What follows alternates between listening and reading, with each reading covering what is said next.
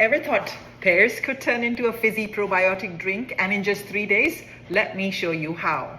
Kvass is one of the oldest probiotic drinks in the world. It started in Eastern Europe, where it was originally made with fermented rye bread and water, and later on with beets. We're going to do it with ripe pears. We're going to start by rinsing our pears.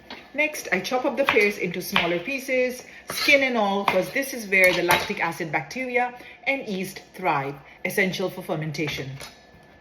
I have about 8 pears here. A few slices of ginger for a little kick. Juice of 3/4 of a lemon for acidity. About half a cup of sugar. Remember, this is not for you, but for the microbes.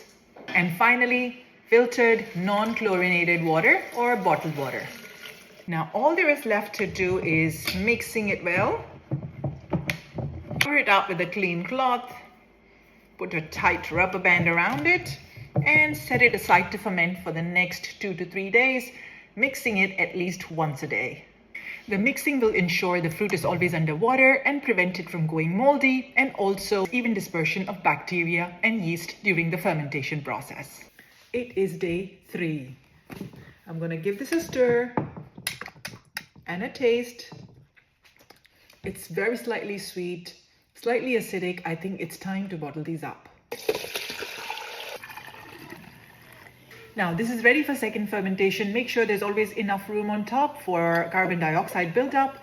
This goes away for another 12 hours of second fermentation at room temperature for your yeast to do their work, produce more carbon dioxide, and make this fizzy. There are 2 things you must remember when making kvass or kombucha at home, especially during second fermentation. 1, to make sure you always use high quality fermentation grade bottles, and 2 is to make sure there's always enough space on top for carbon dioxide buildup to avoid any explosions at home. There was not much fizz in here after 12 hours, so I left them out for 22 hours at room temperature instead, chilling them now. After 24 hours of chilling in the fridge.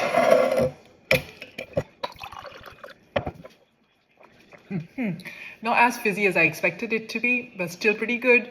This is good in the refrigerator for the next 5 to 7 days. So make enough for the whole family.